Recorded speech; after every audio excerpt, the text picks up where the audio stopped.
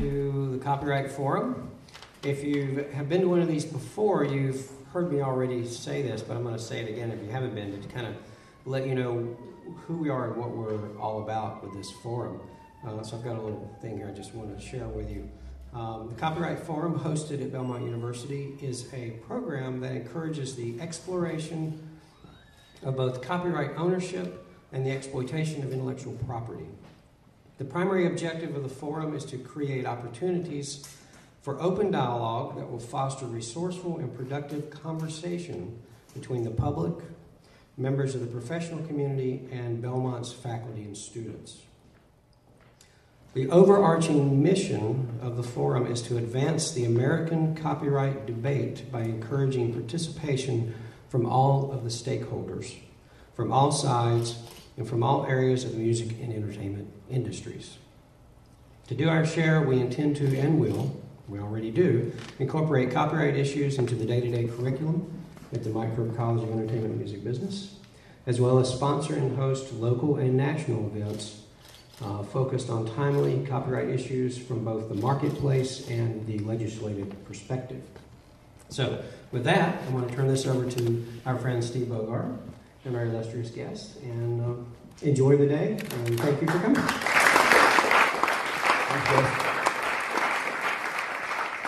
Well, we of course have to thank Belmont for providing facilities and a great venue to have Ms. Belmonte, I believe the first sitting Register of Copyright to visit Nashville, Tennessee. First, I want to thank some Copyright Forum sponsors. They include the RIAA, the Recording Academy, SunTrust Bank, Andrew Kintz, Unihost with Richard Tyre, and of course the organization I was formerly affiliated with, NSAI. Say that tongue in cheek. But I just want to tell you what a joy it is to have Maria Belmonte with us. I have some prepared introductory things, but the main thing is she's shared her insight, her humanity, her concern for the fact that copyright is about creators and about consumers and about businesses, and that's what the Copyright Forum would like to do, become a peacemaker and a facilitator for all things copyright. So without any further ado, Maria Belmonte.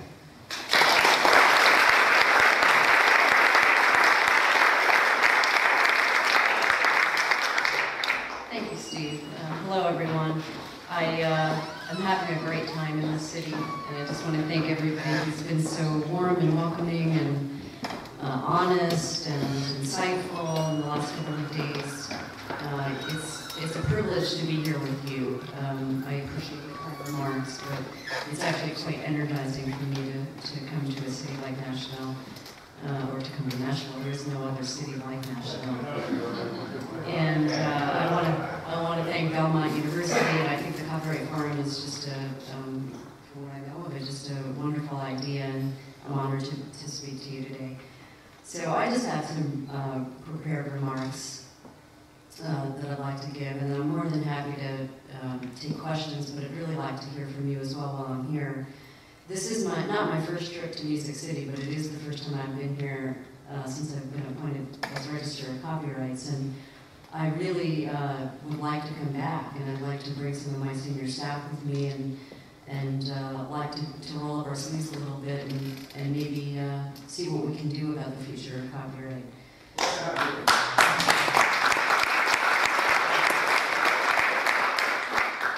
I can see that there's a lot of talent in this room, and I know there's a lot of creative talent in Nashville, and I know that you know that. But I think there's also a lot of business talent in this city, and a lot of legal talent in this city, Daniel. And we need all three for copyright law. We need all three of those. So if I have a primary message for you today, I would say I would encourage you to be as forward-thinking as you are hard-working, because although these are complex times for the music industry, I think that it's fair to say Nashville has a very unique place in American copyright law. And not only have you yielded some of the greatest musical culture that we have ever known, but a lot of businesses. And I think that kind of innovative spirit is not merely the history of copyright law, it's actually the future. For all of those reasons, I think we have a lot we can do here in Nashville, and I wouldn't be doing my job if I didn't want the Copyright Office to get to know you better. So as far as the Copyright Office goes, I can tell you that in all of our work, we start from, and will always start from, the central premise that the creative works of authors, the protection of the creative works of authors, is a matter of public interest. In everything that we do, we start there. So this premise of incentivizing authors is eloquently stated, I think you know, in the US Constitution. It's been codified in the laws of nearly every country in the world. The Supreme Court has upheld that premise time after time. You may have seen even this year in the Golan v. Holder decision that came down in the Supreme Court that Justice Ginsburg, writing for the majority, said she underscored the constitutional mandate of copyright and the symbiotic relationship of copyright protection on the one hand and free expression on the other. Those two things are not in conflict. They're part of the same package. And she also underscored the importance of licensing, observing from on high that it's not a choice between the public domain or fair use, but somewhere in the middle there is licensing. And that's an important means of lawful access. So you have that, and I'd say even for opinions that have properly come down on the side of fair use, like Sony v. Universal, which is the decision that recognized the VCR and recognized the importance of fair use. That decision is a very important decision for the technology sector, but even in that decision, Justice Stevens in 1984 wrote that Congress's protection of copyrights is not a special private benefit. It's meant to achieve an important public interest, to motivate the creative activity of authors and inventors by the provision of a special reward, and to allow the public access to the products of their genius after the limited period of exclusive control has expired. So that said, in practice, many authors believe, and they frequently tell me everywhere I go, that they feel like they're on the edge of a precipice today. The music business is fragmented, online piracy is daunting, litigation is expensive, and perhaps most frustrating, the public has no patience and little interest in intellectual property rights. So why is this the case? How can authors be so clearly at the center of copyright law as a matter of law, and yet be so invisible and so threatened as well? So as Register, I can tell you that I believe that the interest of songwriters and other authors, and those who invest in them, largely are synonymous with the interest of the public. To be clear, the public interest does not mean that copyright owners should be paid for absolutely every single use. I would say exceptions to copyright law are also part of the innovation package. And I think good faith actors and new businesses need a blueprint for lawful behavior. It also means that consumers should have a say in new business models. They absolutely should. But it also means that people should not expect to access and enjoy works of authorship for free without paying for them, in most instances. So it's important to me, and I'm sure it's important to you, that exclusive rights under copyright remain meaningful. That the law allow creative talent to flourish, not only the type that is occasional or informal, but the kind that requires a sustained commitment to writing, photography, film, and music, and inspires publishers and producers and other business interests to invest and take notice. So certainly there is a place for free creative content online.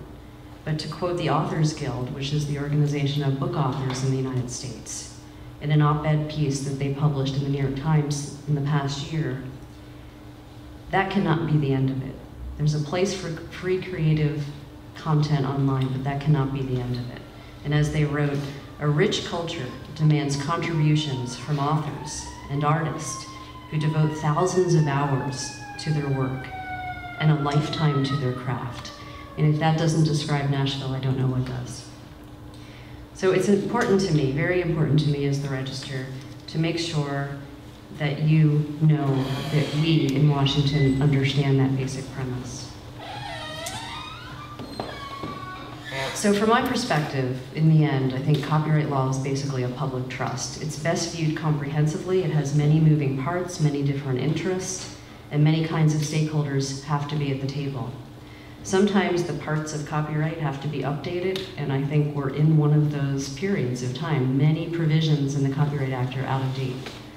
It's just a fact. But, and I'm sure you know this, legislation requires consensus.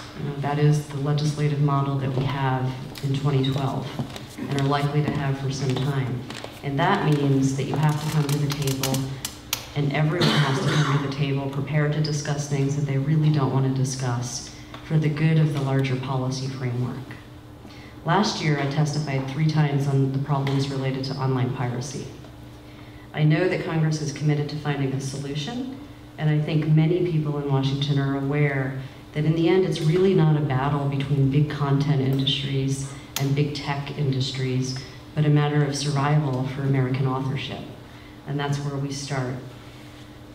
I would say in an ecosystem that is as complex as the internet, everybody has a role to play, but it's not just about stamping out the bad actors. It's about finding a way to provide sunshine and oxygen to new businesses and new entrants to the marketplace. We have to do that because for good faith actors, there has to be some blueprint about how to invest and how to build a model that lawfully respects the copyrights of authors. I would say in the end that said, we need to insist on a 21st century copyright law. You deserve that. All creative communities do. The tech sector deserves it as well.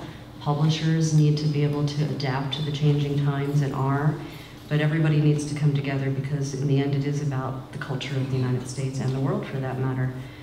I would say that if you haven't read the testimony of the Copyright Alliance, you might appreciate this quote on the aspects of online infringement and the individual author. So this was Sandra Astars, who is the executive director of the Copyright Alliance, which is an organization based in Washington, and she testified at one of the hearings where I also testified, and she said, you can look at the independent artists and creators as the canary in the coal mine for the rest of the creative community. They're the ones who are going to be hit first by infringement. They're the ones that have the lowest level of resources to combat infringement, and they make their living by creating. If they're spending their day on the phone and on the computer trying to knock down illegal streaming sites, they're not doing what they're trained to do. And essentially, we're all the poorer for it. So, what role can the Copyright Office play in all of this? Congress has charged us with administering the Copyright Act of the United States for well over a century. The registration system and the recordation system that we have constitute the largest database of copyright ownership in the world. It's greatly outdated. Everything about it is outdated. The IT, the way we present the information, all of it. And so what are we doing? We're rethinking all of it. We're looking at technical upgrades. We're looking at how users access our information. If good faith people are looking for copyright owners, how can we facilitate that? What are the logical ways that people search for information? Just to give you an example, I think we have 3 or 4 fields that you can search when you go into our database: author, publisher, registration number. I don't know how many of you happen to have a registration number handy when you're looking for a copyright owner, but intuitively I think that's probably not the best use of a field. So the other thing people ask me about all the time is, can they come to the Copyright Office and get the death index for creative people? Why? Because copyright stems from the death of the author today. It's a logical question. Why not build that into the future? So also we ask a lot of the general public. You know, the way we tend to work is to put out a lot of information and a lot of data and say, good luck, here you go, analyze it, and hopefully you'll find what you're looking for. But I've been a copyright lawyer for 20 years, and I'm only aware of what I don't know. I can't imagine a member of the general public not throwing up their hands and screaming after trying to look for somebody in some of the government databases that we present. So I think that's a key part of my job, is to help fix that and make it better. And we can't do it all. I mean, we are a government agency, and so I think one of the roles that we also have is to partner with the private sector. try to connect to other databases, try to see what the best format is for putting out records in the hopes that others will take them and aggregate them and make them more useful. I think that's actually a fine use of government resources, and we're having a lot of those conversations. Some of the organizations in this room have been very helpful in the past year. We've been looking at BMI's database, we've been looking at ASCAP's database, Sound Exchange has come to us. We're going to be doing a lot of roundtables and a lot of public hearings. We have a blog that the tech sector has engaged on about the best format. For example, we have historic records in the office that date back almost to the Civil War. These are copyright registrations and assignments of copyright that are handwritten in pencil. So I'm no OCR expert, but I know it's really difficult to scan those without destroying them. That's goal number one. And then to somehow come up with some searchable metadata that actually gets you what you need. We need to do that anyway because those are historic records with no backup. And I wake up at 3 in the morning worrying about those. There are some things that I wish people hadn't told me when I became registered. That was one of them. But for all of those reasons, there's just a lot of kind of entrepreneurial spirit in the office right now. I have a very lean staff at the moment. And you know, in this environment of budget cuts and kind of stress and you know, shrinking of government, I came in and basically asked everybody to do more, not to do less. So do your day job, but part of your day job now is going to be to focus on the future of the office and the future of copyright law, because we can't just come to work and do what we're doing. We have to constantly be thinking about where we're headed and how we're going to get there. So as I've said to some of you already, I didn't feel, even though I had been in the office for a couple of years, like I could sit down and write a strategic plan for the office. Don't get me wrong, I have lots of opinions about that, but I wanted to really talk to a lot of people. I talked to all of my staff, which I did in small groups of 5 over a period of 3 months, so 500 or so people, and lots of people from the public and lots of people from across government, just really trying to get a handle on what the priorities were, and then trying to put a business plan together for how to get there. And for me, the strategic plan is essentially a business plan for the office. How do we use our revenue? How much revenue do we need? How many staff do we need? What kinds of staff do we need? Do I need more catalogers from the library world, or do I need people who understand the intersection of copyright and technology? Do I need people that can jump into discussions about collective administration of rights and speak globally and try to figure out the role of the office in the 21st century. So all of that's really exciting, and you know, as I tell the staff all the time, it's no fun to be entrepreneurial if you have a lot of money, so just consider it a privilege to work here. We're also working on the compendium of copyright registration. I will not accept your eyes glazing over. The compendium of copyright registration is really important. It's the Bible by which copyright examiners register works. And if you think that's easy, think again. I think just registration of a website immediately presents all kinds of issues. Is it a literary work? Is it an audiovisual work? Is it a collective work? Who owns what? What's the registration extend to? And why is that important? Because the courts give us deference on copyright registration and ownership, and we don't want them questioning it and overturning them. And we want your registrations to be meaningful, and we want the incentives for registration to be meaningful, not only for you and for the protection of your works, but for the public in the end, so that we have the great database of ownership to facilitate commerce and statistical research and all kinds of other great uses. So we're looking at all of that, and I've committed to a publication date of next October for the compendium. I tell you that it's a rewrite, but it's really not. It's a complete rewriting from scratch, and that's because it hasn't really been updated since before the Feist decision, which, you know, some of you know is going back a little ways. So it'll be all about new technology and digital authorship. I'd like to do an app or a tablet version of it so that you can sit at cocktail parties and say, let me pull up the reg on you know, digital databases, and I'll tell you how to register them. I'll probably do some structural changes in the office. There have been for many decades 3 divisions in registration: visual, performing arts, and literary. Literary has everything under the sun dumped into it, from serial publications to software. I probably will do a new division. I'm still toying with exactly what it will be, but it probably will be collective works and group registrations. which covers a lot of things, from song catalogs to other things.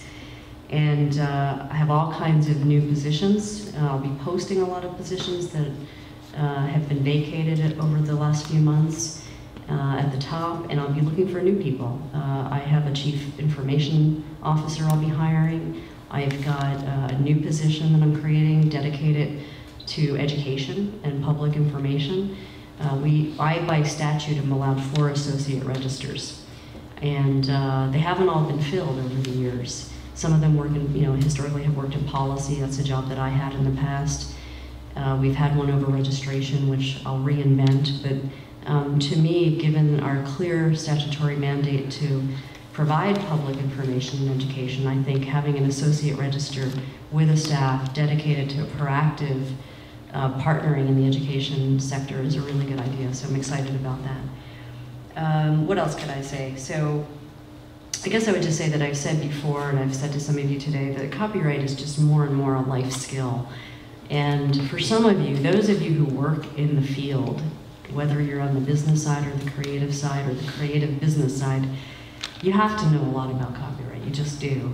But average people need to know something about copyright. Teenagers need to know about copyright.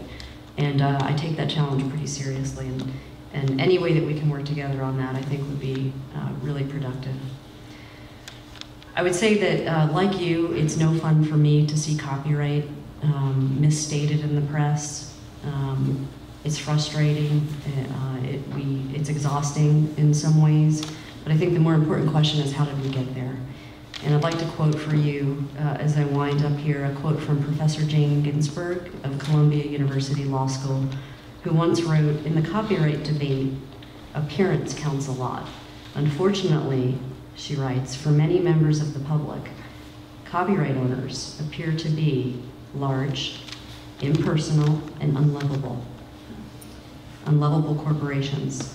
And therefore, people intuitively see enforcement as a threat to the public interest." So I do believe that a well-informed public is going to be more and more important to copyright debates. Everybody wants professional content, but far too few see the exclusive rights of the author as central to the public interest equation. And with the Copyright Office and with you, it's my sincere hope that I'll be able to work with you to further that goal. In closing, I would just say that in copyright, the challenges of our times are many, both at the national and the international levels, but perhaps no challenge is as important as reminding the public that copyright owners, and authors in particular, are not at odds with the public interest equation. To the contrary, authors are at the critical center of the Copyright Balancing Act. So thanks so much for having me, and don't forget to register your copyrights.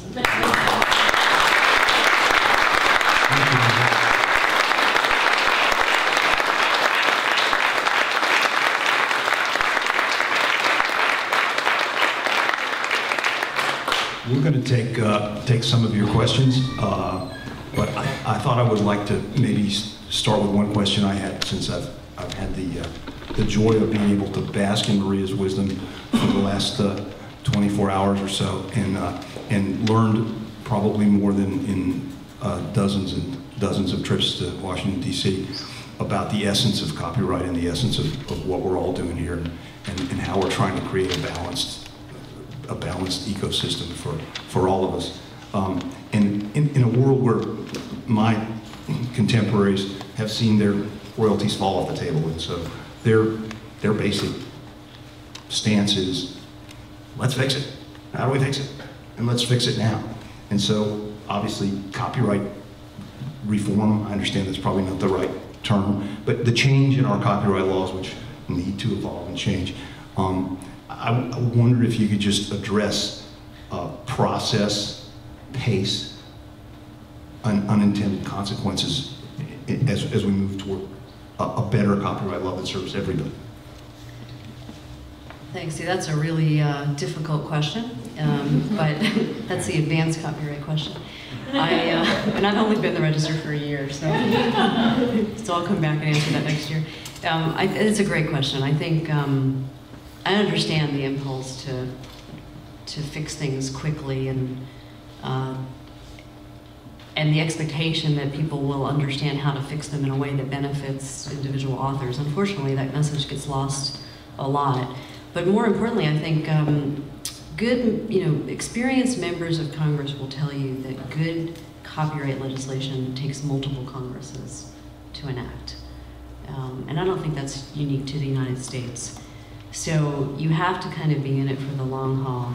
And I think it's a challenge for the creators that the law protects in that, like the Copyright Alliance noted, you're supposed to be creating. You shouldn't have to be on the Hill and keep tabs on every little development that's happening, but you kind of do. And I think that's why it's so important to have organizations like NSAI and others. But the process is slow. The Copyright Office is invested in authors, and you have a natural ally in us. Other government agencies feel the same way. We talk about it a lot. But there are lots of stakeholders in the discussion, and I would say the single biggest thing that you can do is reach out to each other. Because although the instinct might be to get legislation at the top that will dictate business models, in fact, the opposite is true. As a pragmatic answer, the business models will inform the legislation, and the more you can do at the voluntary level, the more innovative you can be about working together in ways you haven't in the past, the better the legislation will be. So I think that that's true, and I think sometimes it's frustrating, but it is true. If that answers your question. It does. It's a great answer. Thank you. Does anybody from the audience? Dan? Yes. Hi there. Can you step up to the microphone there? Yeah, we're videoing. My name's Dan, longtime listener, first-time caller. Thank you for coming to Nashville. We appreciate that. Would you speak to the efforts to create the global repertoire database? Do you see it happening? If so, can you project any kind of timeline? And I've heard that American publishers are kind of resistant to the idea of what's the reservation, if that's true. Thanks. Sure. So you're talking about the WIPO database in Geneva. So that's a project that Francis Gehry, the Director General of the World Intellectual Property Organization, is very passionate about. I think like governments everywhere, he as an intergovernmental organization director feels the need to play a role in international commerce. I also think that WIPO is under pressure to reinvent itself at times and to start thinking about the future. So I think I understand where he's coming from on that. I don't know, there probably are American publisher representatives in this room who could answer whether they're for it or against it, but I don't know how successful it will be. I think in general we're supportive of anything that would get, in this case, governments to speak to each other around licensing and commerce and copyright ownership. So, it's hard, why would we be against that? I moved here 12 years ago from Wyoming after serving 4 terms, not in the penitentiary, but in the Wyoming legislature. And after going to lunch with Bart, he put me on an airplane with the likes of Bobby Braddock, and we flew to Washington to lobby against Napster. And my job was to teach all these songwriters how to speak political ease. And with that experience, I heard from the committee members, the Congress people, that they were sort of waiting, and this was 12 years ago, waiting for the commercial enterprises, the record labels and all that, to come up with a business model that they could use to then write the legislation. And it's been 12 years, and I feel like they're still waiting for that business model. And from your perspective, do you feel that there are, and there's probably more than one, but a couple of different business models out there that could perhaps be merged into something that would help the people that Steve's talking about, whose royalties have just gone over the cliff? So the business model issue is not one that Congress is ever going to get in the middle of. It's not, I don't even really think it's their role. They might facilitate the discussion, and I think with enough attention and request that facilitating the discussion in a very public way is something they would be willing to do. I think the committees have changed in membership dramatically, not only in the last 12 years, but just in the last couple of years. And so even on things like CIRA, which was a reform act that was introduced, I think in 2005, about Section 115 reform, which is a compulsory license for music, that we can't even assume that people remember what CIRA was about. So I do think that this fall there will be an oversight hearing after the election in the House, just to reorient the music landscape. Where is it? What are the issues? And to the extent some of the issues are business model issues where authors feel, songwriters feel, that they may get lost in the shuffle. That has to be brought out at that point. I think our agency is one that Congress relies a lot on for studies, for advice, and more for facilitating kind of discussions offline. And I'm thinking that more and more we should do those things out of Washington where we can really get on the ground and understand how the law affects all of the parties in the chain. So, like I said in my remarks, I think the biggest risk we run is to reform copyright in a way that doesn't benefit the intended beneficiary under the Constitution. And so whether that's having conferences and studies just about the state of authors, whether it's getting everybody in a room to come up with principles and agreed on goals, I don't know, but we can talk about all of those things, because I think, to be honest, Congress is looking for some guidance about how to get started. It's a huge discussion, and they're very busy. There's a subcommittee in the House. They were just focused on the Patent Act. The America Invents Act was huge. It took years and years to get that through. And as I tell them, you're done with patents now, so let's get back to copyright. And in the Senate, we don't have a subcommittee, but we have a very dedicated chairman in Patrick Leahy and other members of Congress like Orrin Hatch, who is a songwriter himself, who really would like to get started. They just, it's daunting. There's so many copyright issues right now. And so what can this community do? This community can help tee up the discussions and how to even approach the issues. And I think that's invaluable. So I wouldn't discount that. Yeah. On that point, Do you mind coming to the mic?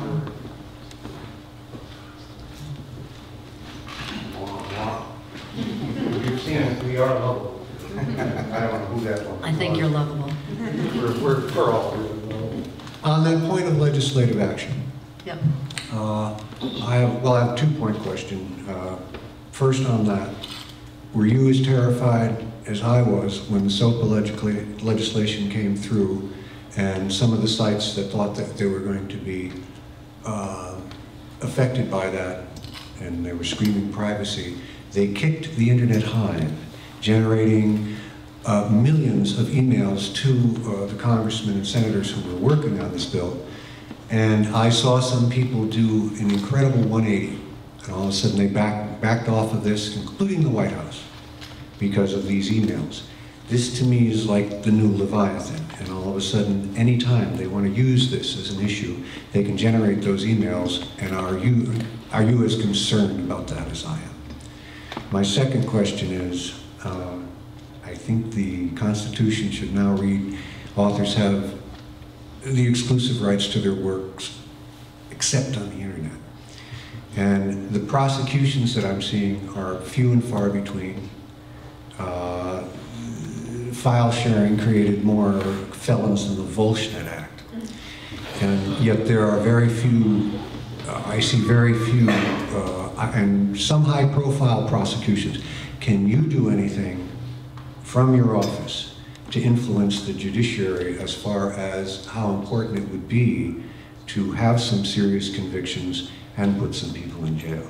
And because there is jail time in the statute, and I haven't seen anybody go to jail for this yet, and I think that that might be the only way we can get the general public's attention. But how do you feel about that, and how do you feel about the hive thing? Yeah, well, I think your description's apt. I think,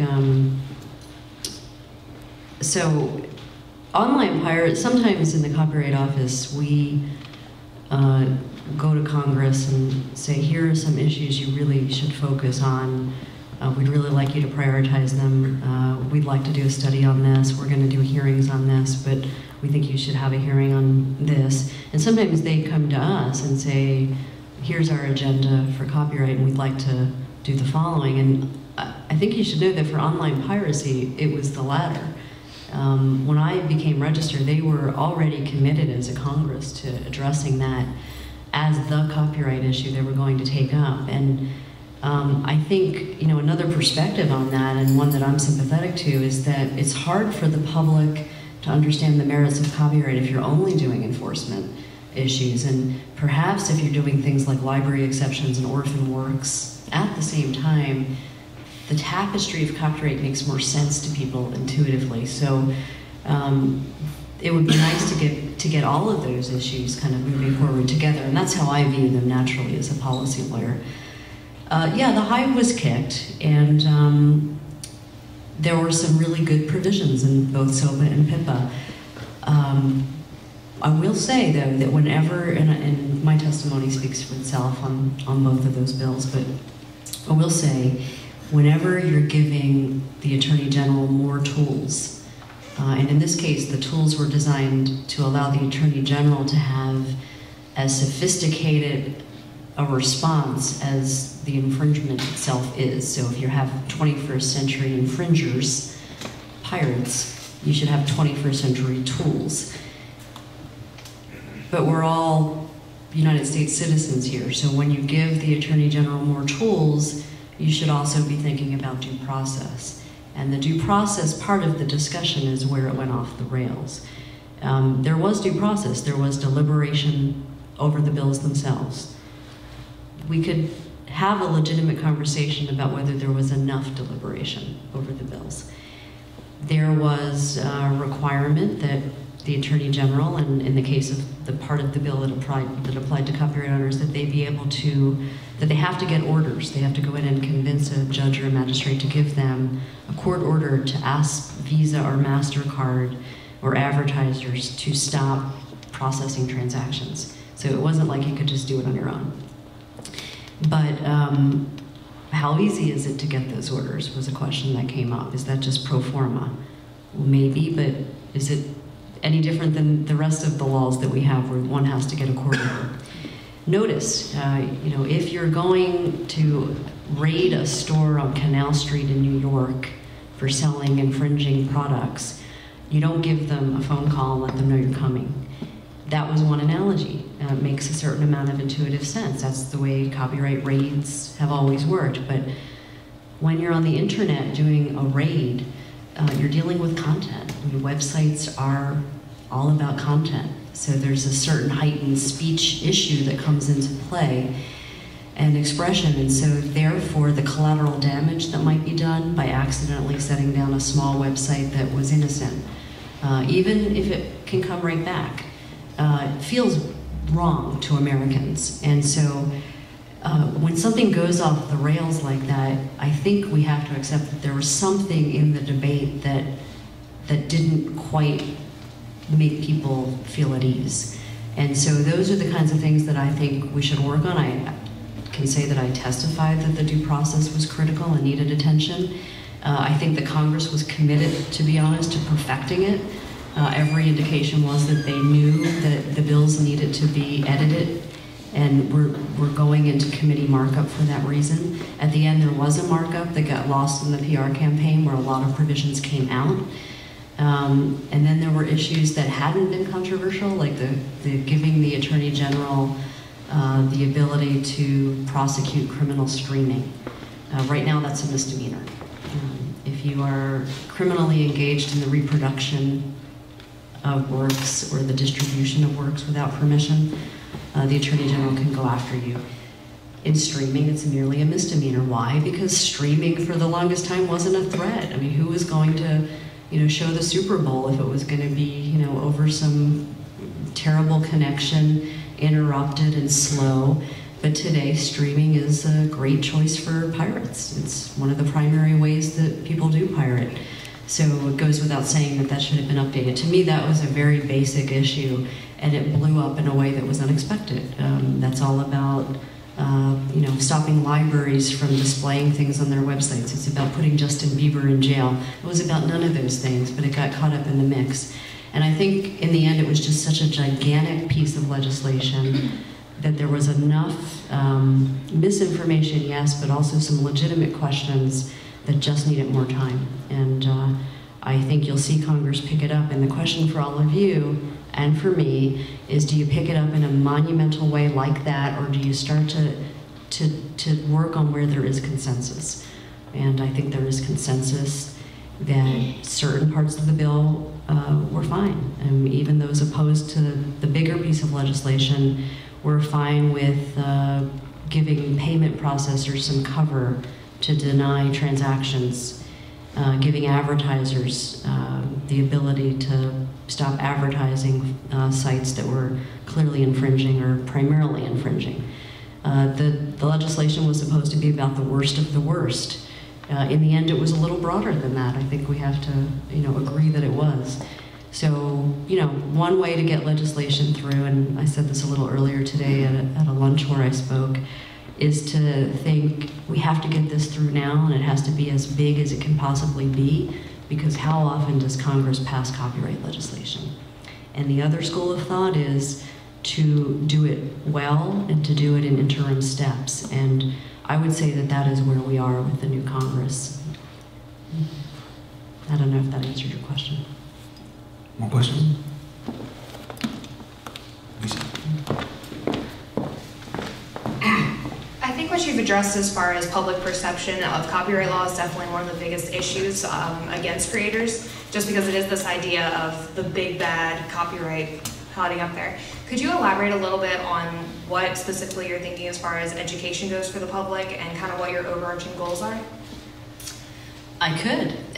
So I may have said I have the ability to hire 4 associate registers by statute in the Copyright Act. There's a register, and then there are 4 associate registers and all kinds of other senior staff that do different things. But we've never had someone whose job it was to proactively partner with the creative community to provide some blueprints for what is and isn't possible under copyright. And it's not just about, a big piece of it is helping creators themselves navigate the increasingly complex copyright system.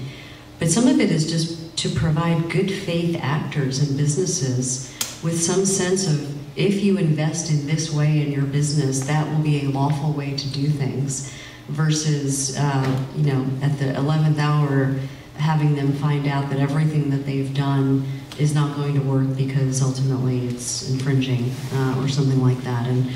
And so for me, it's all part of our mandate as the Copyright Office to help. And in the past, the Copyright Office has always had a public information part in the office, but it's been passive. So we have a hotline that people call. Maybe some of you have called it.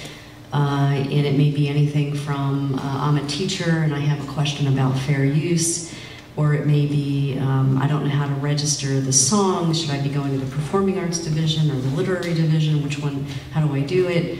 To, well, sometimes the questions are really complicated, like, I've been married 3 times, my wife got all my assets, I'm not sure about my copyrights, can my stepson terminate my works or not?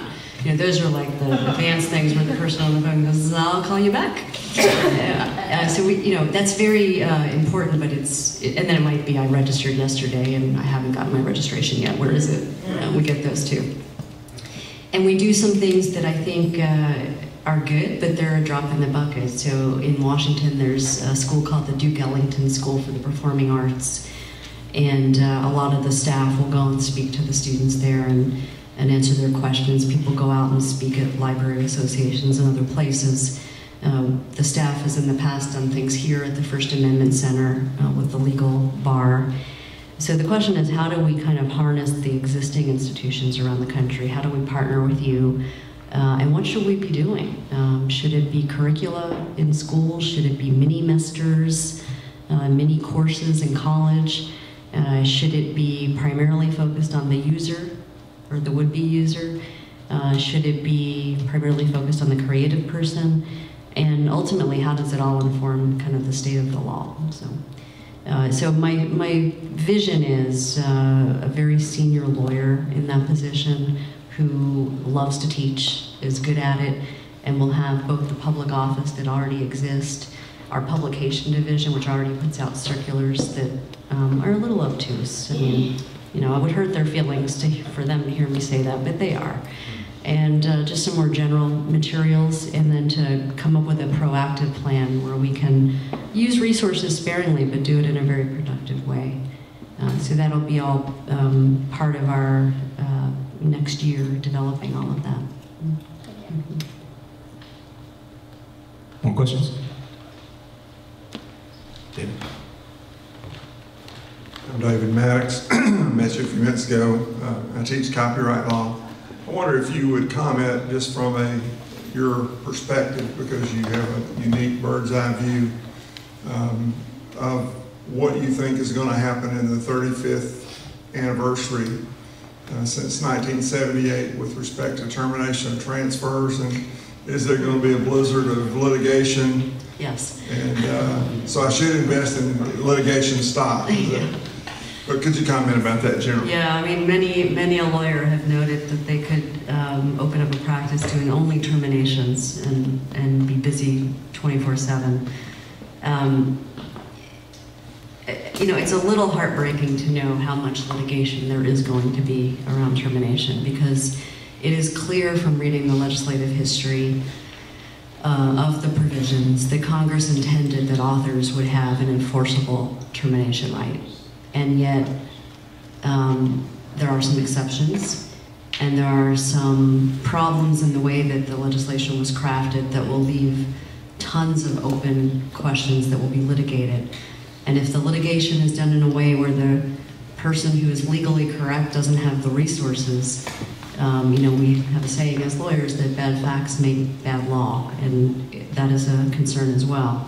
The alternative would be to clarify the termination provisions in some respects, to make it easier, and that is opening up a can of worms that is equally complicated and not necessarily a good thing.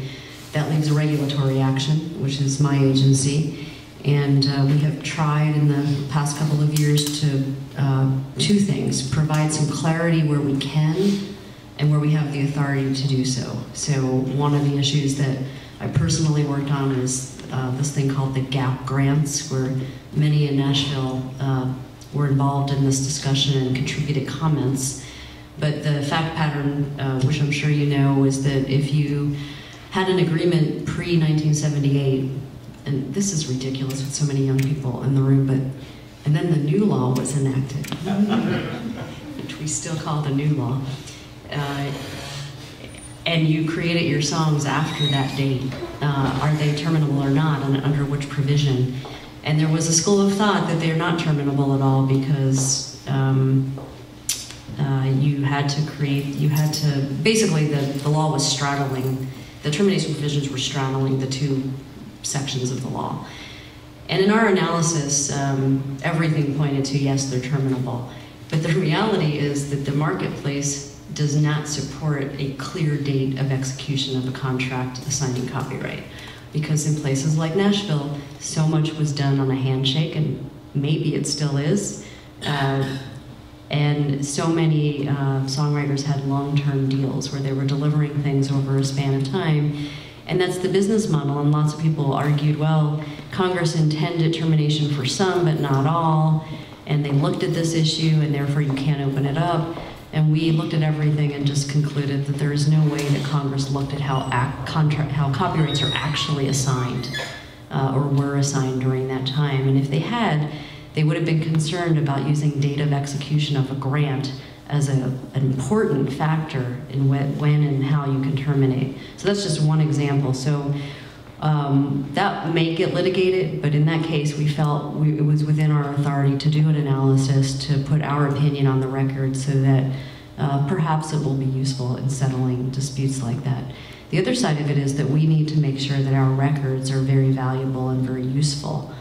And the Recordation Division, and I didn't say this, has been buried a bit in the office under the Information and Reference Division. And I'll be pulling that out as well and giving that some new resources and a new director, not just for termination, but because I think that recordation in general is the other important part of our public service. So when you register a work, Your registration information is very important, but it's frozen in time, right? It doesn't tell me what you then did with your copyright, whether you assigned it, how you used it, how you published it, who owns it, whether there are heirs involved, etc. And so that's the recordation side, recording the constant updating of the database. But on termination, you know, as I said, I think it's a little heartbreaking because I think that was the one provision that it's clearly about authors, and it's almost paternalistic in its focus on authors, but legislation being what it is, it's always up for reinterpretation. One question? James. I know we changed gears there for a minute, but just getting back to the subject of educating the public, for instance. You know, I look at that and I go, so I'm trying to find a simpler solution to that. And so often I hear out in the world that kids just don't know that it's wrong. If you had our president, whoever that may be, for instance, to offer a simple solution, do a PSA, whether it's, you know, because there's the billions of dollars that are being lost in tax revenues, but a simple solution would for him to do a PSA saying, parents, tell your children it's wrong. Internet companies, you know it's wrong. Don't make us get involved. And to me, as simple as the big guy doing that, education is solved. The word is out. It's done. We move on. I mean, isn't that a simple solution? Don't you think that would have a lot of legs? I think a PSA is a great idea. I think. How do we get from A to B with that?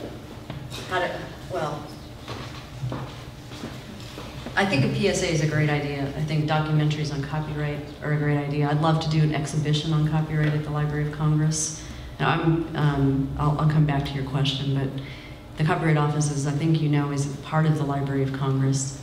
And the Library of Congress does these really cool exhibits all the time. And I used to be a museum lawyer. I worked for the Guggenheim Intellectual Property Council in New York for a long time.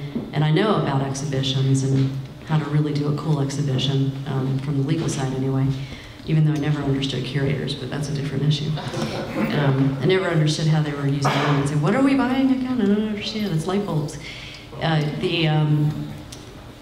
I think it would be great to, you know, I love the exhibitions we've done on the Civil War. We've done a lot of very cool things at the library, but I would love to do the history of copyright there. And that would pull in all kinds of government agencies and really be a powerful thing. But back to the PSA, I think the issue that you have to overcome and that we all have to overcome is the politics of it. So it's great to say we have to educate people about copyright, but immediately, legitimately, people will say, well, what exactly is the message? Is the message that the law isn't balanced, that creators come first, that you can't do that? Are you sure you can't do that? Is it possible that's fair use? So it's all in the details, I guess is what I'm saying. Questions? Hi, my name is Barry Schramm. I'm an adjunct professor here at Mike Curb, and I teach copyright law along with Dave. First of all, thank you for the depth that you bring to this position. I really appreciate it. I appreciate the thoughts that you expressed today. I think supporting our community, doing what you're doing is a great thing. Thank you. My question goes to your comments about the 21st century and moving copyright law into the 21st century. We moved from 1790, when it was just copies, to unpublished versus published, to now tangible expression. As we move into the 21st century, one of the criticisms of the new law, as you call it, is that the idea expression dichotomy is becoming blurred. That we can no longer distinguish between that and the internet age. How do we, I appreciate your thoughts on how do we address that in a new law? What do we protect? What do we monetize? How do we protect that constitutional right that you spoke of? I'm not sure I entirely understood the question, but if you're asking how do we get a handle on digital authorship or authorship in the 21st century, one answer is protection, does protection have to be egalitarian across the board? So does every blogger, tweeter, and other person who's engaged in creativity, Instagrams, mashups, whatever they're doing, want the kind of protection that a professional might want. And that is the law we have. We can play with it a little bit, we can play with remedies, we can provide incentives that some will take advantage of and others won't. But by and large, that is what we have been doing for decades. And so you're asking some big questions about, you know, is that serving the goal that Congress intended of incentivizing creativity, which maybe is another way of saying, is this the kind of creativity that Congress meant? And it's a fair question, and I hear people actually talk about that quite a bit. I think you'll see renewed discussion about things like formalities under the law. There are always people in the room who get really excited when they hear the word formality, like, that was the law, that was great, why did we get rid of that? We were right all along and we followed other countries and we never should have.